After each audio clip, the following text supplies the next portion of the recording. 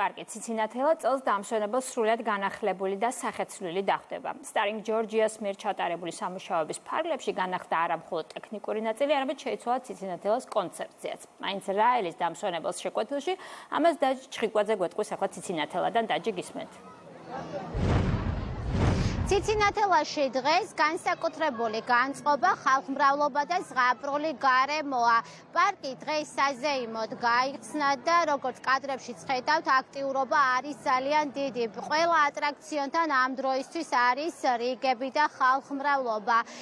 სტუმრებს ციცინათელა წელს განახლებული დახვდა, განახლდა ატრაქციონები, კვების ობიექტები, მოეწყო ახალი სივრცეები, შეიცვალა აქ მოქცევის წესები და ასევე განსაკუთრებით გამკაცრდა უსაფრთხოების ზომები.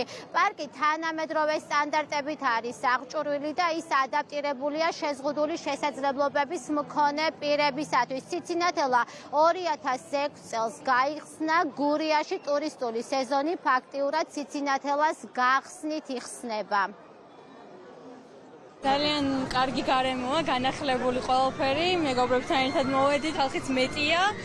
წარმატებული სეზონი. 40 წლის განმავლობაში სტარინგ ჯორჯიამ ჩაატარა უზარმაზარი სამუშაოები, დაასაქმა ძალიან ბევრი ადგილობრივი, შეცვალა პარკის ვიზუალი, ფასადები, ფუდკორტები, გაამკაცრა უსაფრთხოების წესები. სრულად განახლდა ინფრასტრუქტურა, დაემატა გარკვეული ობიექტები და უკვე დღეიდან შემოსულ ვიზიტორებს შეუძლიათ როიხილონ უამრავი სიახლე და სურპრიზი მათთვის.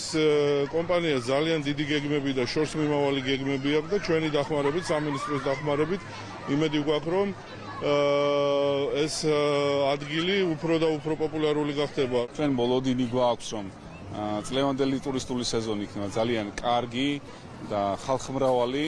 როგორც ხედავთ, პარკის პრაქტიკულად გახსნის პირველივე დღეს სრულად დატვირთულია და მე დარწმუნებული ვარ, რომ სეზონის ბოლომდე არაერთი საერთაშორისო თუ ადგილობრივი ვიზიტორი ეწევა ჩვენი ციცინათელას პარკს.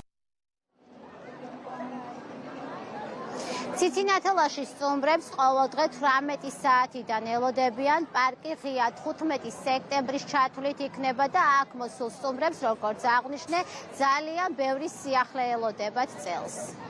მადლობ დაჯი ჩხიკვაძეს.